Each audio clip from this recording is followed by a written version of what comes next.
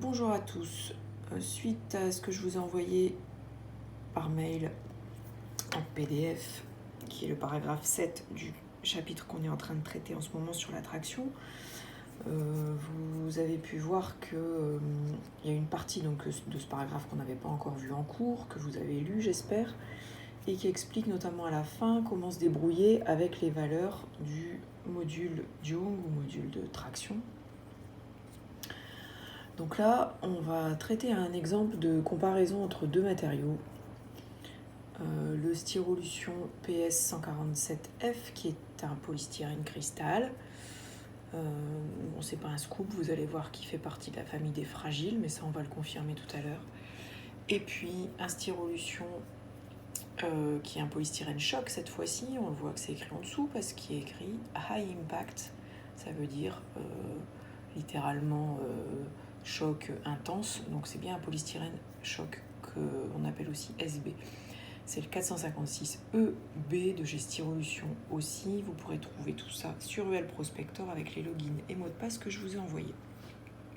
Donc la fiche matière, vous en avez l'habitude. C'est toujours pareil. Il y a plein de chiffres, plein de choses en anglais. Donc on va s'attarder sur les caractéristiques en traction. Donc qu'est-ce qu'on a ici en traction ? Déjà, il faut les reconnaître. Mon Sharpie, maintenant, vous savez ce que c'est. Si on ne reconnaît pas tout, on regarde les numéros des normes. Et là, on voit la 527 et on se dit, c'est bon, ça c'est de la traction. Donc voilà ce qu'on a comme valeur. On a ces trois choses-là. Ok.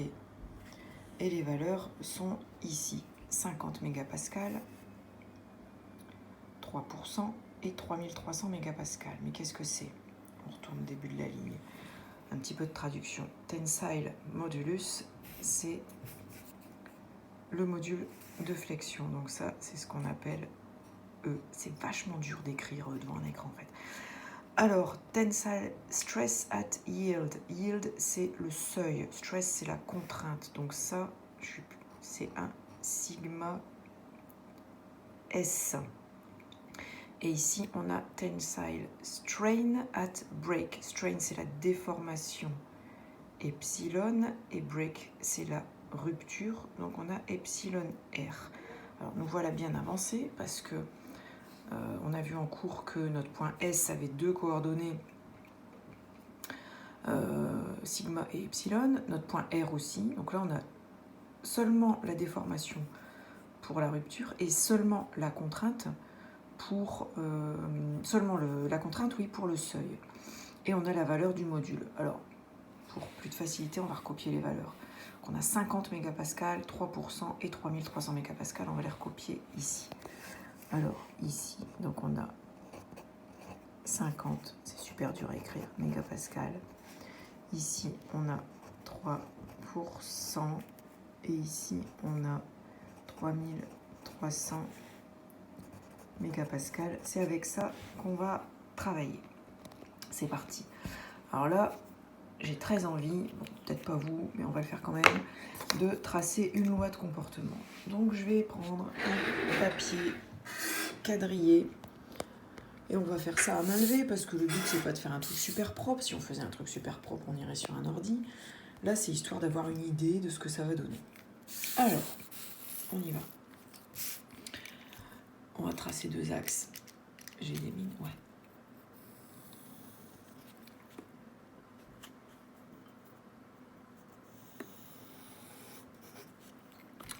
En abscisse epsilon et on va pas le mettre en pourcentage. Donc ça va pas être gradué 1, 2, 3, mais ça va être gradué 0,1, 0,2, 0,01, 0,02, 0,03, etc. On en a parlé en cours. Ici, on va mettre donc la contrainte en mégapascal. Alors, on va commencer par le module. C'est quelque chose qu'on n'a pas encore fait, mais qui est expliqué dans le PDF. Comment tracer en fait la pente, le coefficient directeur de la courbe à l'origine. Alors ici, on a un module, je le rappelle, de 3300 mégapascales. Si vous regardez bien dans votre cours, ça veut dire que à 1%, c'est-à-dire à une déformation relative de 0,01, Ça, c'est bien 1%, hein, 1 divisé par 100. On va tracer un point de construction qui va être à 33 mégapascales. Alors, on va prendre une échelle, sachant que on va monter jusque 50. Hein, je vous rappelle que sigma S est à 50. On va prévoir notre coût. Donc, on va dire 10, 20, 30, 40, 50. Voilà. Ici, on aura 50 mégapascales. Donc ici, c'est 30, 33 mégapascales, c'est à peu près ici. Donc j'ai un point de construction qui est ici. Alors, je vais faire comme je fais au tableau. Cette fois-ci, je vais prendre ma règle pour tracer la droite qui passe par le point 0. Et tout ça d'une main, hein, bien sûr, parce que je tiens mon téléphone. Par 0 et ce point de construction que j'ai fait ici. Voilà, ça c'est la tendance que va prendre ma courbe. Ok. Qu'est-ce que je sais d'autre? J'ai mon sigma S qui est à 50 mégapascales, mais j'ai pas son epsilon. Donc tout ce que je sais en tout cas, c'est que la courbe, elle dépassera pas cette limite-là. Sigma S, ça définit le point maximum au seuil d'écoulement.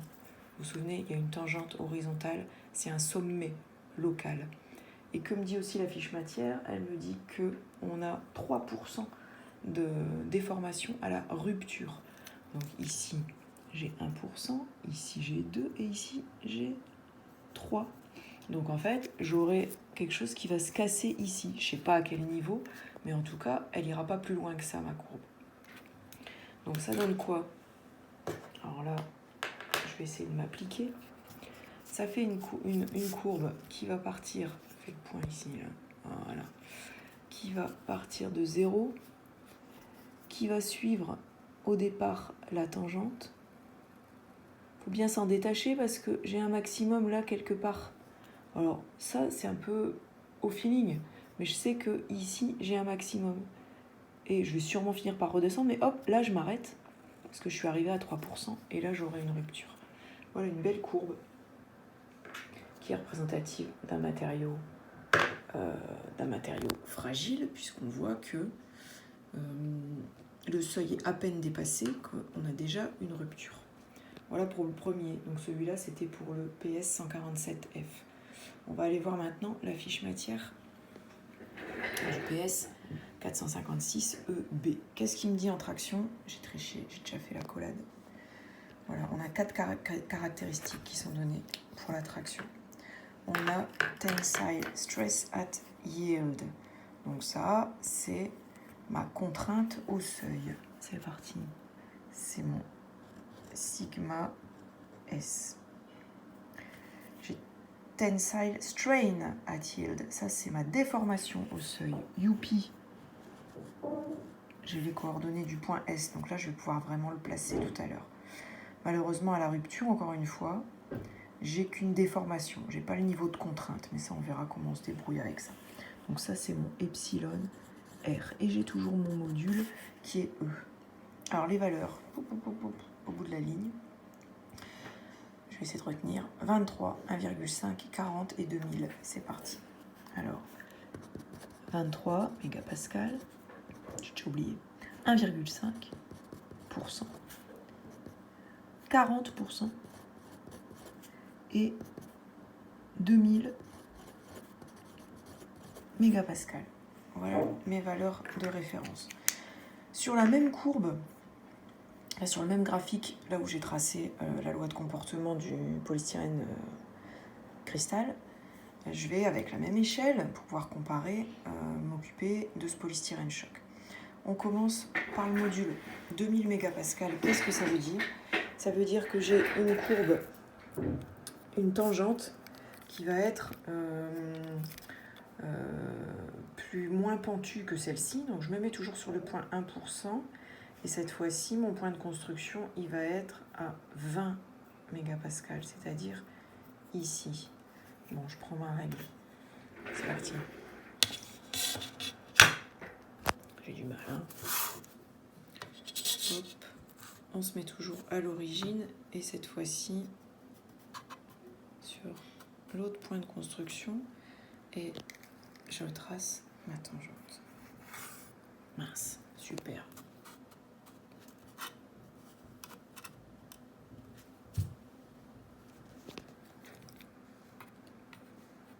confinement. Ok, elle est pas mieux que quand je la fais au tableau. Voilà la pente que va prendre la courbe de mon polystyrène choc. Ensuite, j'ai un autre point que je peux construire. Ces coordonnées, c'était 1,5% et 23 mégapascales. C'est mon seuil, c'est ce que je ne vais pas dépasser. 1,5%, c'est ici. 23 mégapascales. Là, je suis à 20, là, je suis à 25. Allez, 23, c'est à peu près là. Donc ça, c'est ce que je ne vais pas dépasser. On voit déjà qu'il y a une sacrée différence avec ce qui se passait pour l'autre polystyrène. Qu'est-ce que j'ai comme autre enseignement ? Epsilon R égale 40%. Ça veut dire qu'il va s'allonger jusque 40%. Alors, j'ai fait exprès, parce que 40%, là, ça va sortir de ma page. Mais bon, si j'avais pris une échelle adéquate, ça aurait été tout serré ici, et vous n'auriez pas bien vu la construction. On va se débrouiller quand même. Donc, on sait que notre matériau il va se comporter comme ça. Il va partir de 0, suivre la tangente jusqu'au seuil, redescendre forcément, puisque le seuil est un maximum, et puis aller chercher loin, loin, loin, par ici, son point de rupture, dont je n'ai pas d'ailleurs la valeur de contrainte, mais on se doute bien qu'elle va probablement pas être plus élevée que celle-ci, puisque je commence au moins par redescendre, c'est bien la caractéristique du seuil. Bon, je trace. Je suis la tangente au départ, je m'en détache pour aller chercher mon point qui est le seuil. Je vais redescendre comme ça. Je ne sais pas où je vais, mais en tout cas, je vais aller jusqu'à 40%, c'est-à-dire un epsilon qui est à 0,4. Donc là, c'est clair que ça sort de mon échelle. C'est pas grave parce que j'ai déjà plein de trucs à dire. Elles sont belles ces courbes. Ouais, comme d'hab, moi je les trouve belles, vous dire. Oh, ok. Plusieurs choses à dire. Lequel des deux est le plus rigide ? C'est celui qui a la pente la plus élevée, c'est-à-dire la courbe en noir, et c'est notre polystyrène 147F. Quel est celui qui est le plus résistant ? Encore une fois, c'est celui qui est en noir parce que c'est là où on a les sigma qui montent le plus haut, et c'est encore notre polystyrène 147. Quel est le plus fragile ? Bon, il n'y a pas besoin de chiffres pour le voir, mais ça se confirme bien. Pour regarder lequel est le plus fragile, on regarde où ça va en epsilon. Ma courbe rouge, elle sort de ma feuille, elle va jusque 40%. Ma courbe noire, elle s'arrête à 3%. Je n'ai pas mis 3%, mais je vais le rappeler. Un epsilon de 0,03, ça veut dire 3% d'allongement. Et bien, c'est lui le plus fragile. Donc, on l'avait déjà dit en cours, c'est pas parce qu'on est le plus résistant qu'on est le moins fragile. Bien au contraire, on le voit ici.